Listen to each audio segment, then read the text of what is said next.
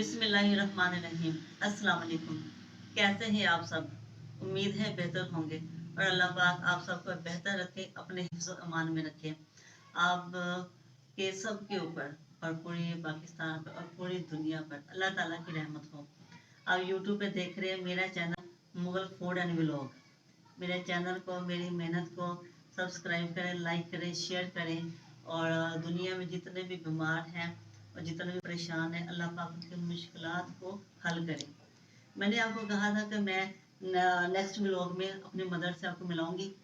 तो हम पंजाबी हैं, तो मेरी जो है वालदा वो से पंजाबी उर्दू मिक्स लैंग्वेज में बात करेंगी। तो चले मिलते हैं मेरी वालदा। अस्सलाम वालेकुम। ये हाल है ਤੁਹਾਡਾ पंजाबी अच्छा, आप कैसे हो? अल्लाह पाक आपको ठीक रखे। इस दौर में ठीक रहना जाए, औलाद अच्छी होना जाए कि खुश नसीबी है इंसान की। औलाद नेक होए, अच्छी होए। माशाल्लाह बहुत खुश हाँ, मेरी औलाद बहुत अच्छी है पढ़ी लिखी भी बहुत है, अच्छियां ने, खाना पकाना खूबसूरत भी ने माशाल्लाह, हर लिहाज नाल ठीक ने बिल्कुल। ते बाकी आप सुनाओ, आपकी औलाद कैसी है? कैसे मतलब गुजारा हो रहा है? अच्छे रहे या कैसे रहे? क्योंकि इस दौर में पूछना पड़ता है। वालदा अपनी सेहत काट रही है, मैं खिदमत कर रही हूँ अपनी वालदा की दवाई लेने के लिए। और हमारी वालदा ने हमारा बहुत ख्याल रखा है। यकीन करें कि सुबह उठ के सब बच्चों को बड़ा प्यार करना, स्कूल भेजना। 8 बहन बेटी हूँ। ऐसा अम्मी बताती है। आप दसो सारी स्टोरी। ठीक है, मेरे माशाल्लाह 8 बच्चे 5 बेटियां 3 बेटे। तो माशाल्लाह सब भी बहुत ही पढ़े लिखे ने।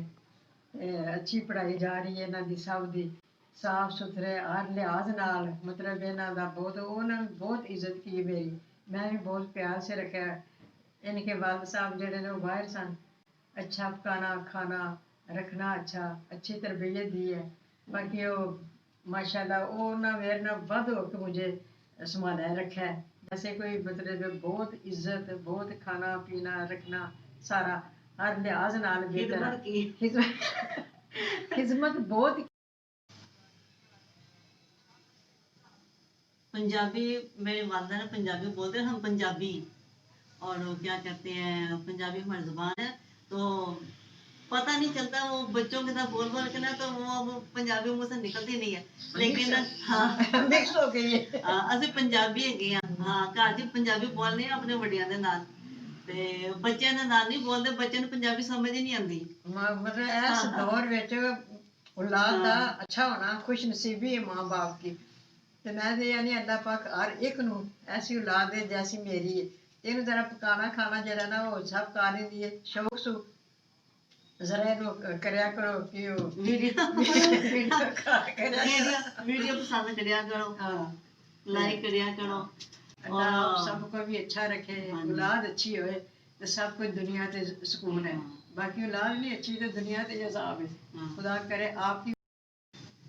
कैसा लगा ਤੁਹਾਨੂੰ मेरा आज का प्रोग्राम? अपनी वालदा के नाल, अपनी माँ जी के नाल। हम अपनी वालदा को ना क्या कहते, अम्मी नहीं कहते। कहते ना पंजाबी च वड्डी भैन नूं आपा जी, आपी। ਅਸੀਂ ਆਪਣੀ ਵਾਲਦਾ ਨੂੰ आपा जी कहने हैं। रहनी तो माँ ही है ना, पे जो मर्जी बुला। ਤੇ ਆਪਣੇ ਅੱਬੂ ਨੂੰ पाजी कहने हैं। जैसे वो कहते ना पाजी, लाला, बड़ा भरा वैसे। और खुश रहे, सबको खुश रखे। कैसा लगा आपको? और मुझे जरूर बताएं कमेंट करके। और अल्लाह हाफिज।